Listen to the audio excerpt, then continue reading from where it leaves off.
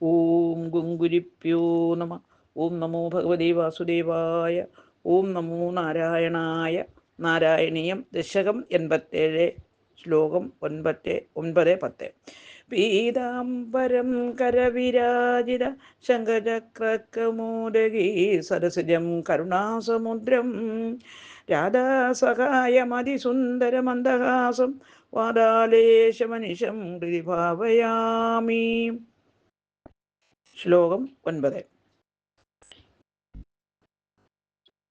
Kim മാർഗവിഭ്രംശയിതി ഭ്രമൻക്ഷണം ഗൃഹം പ്രവിഷ്ടസ്സ ദദർശവല്ലഭാം സഖീപരീതാം മണിഹേമഭൂഷിതാം ബുബോധജാത്തുൻ കരുണാം മഹാത്ഭുതാം. അന്വയം അർത്ഥം. Kim എന്ത്, മാർഗവിഭ്രംശ വഴിതെറ്റിപ്പോയോ, ഇതി ഇപ്രകാരം,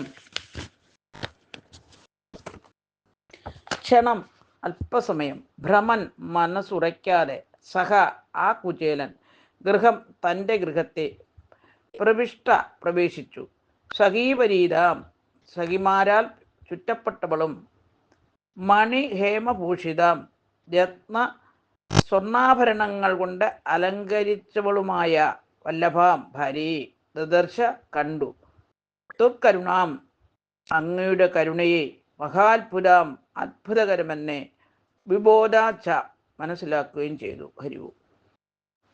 സാരം: രത്ന സുവർണങ്ങളാൽ നിർമ്മിതമായ കുചേലഭവനം കണ്ടപ്പോൾ കുചേലന് തന്നെ വഴിതെറ്റിപ്പോയതായി തോന്നി. അല്പസമയം പരിഭ്രമിച്ച് അവശയായി.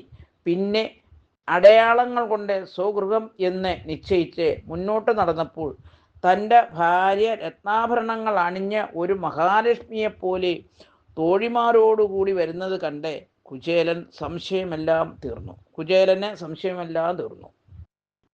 ഓം ഗുങ്കുരിപ്യോ നമ. ഓം നമോ ഭഗവതേ വാസുദേവായ. ഓം നമോ നാരായണായ. ശ്ലോകം 10. സരത്നശാലാസു വസന്നഭി സ്വയം സമുന്നമൻ ഭക്തിഭരോമൃതം യയൗ ത്വമേവ മാപൂരിത ഭക്തവാഞ്ചിതോ മരുത്പുരാധീശ ഹരസ്വമേ ഗദാൻ. സർവത്ര ഗോവിന്ദനാമ സങ്കീർത്തനം. ഗോവിന്ദ ഗോവിന്ദ.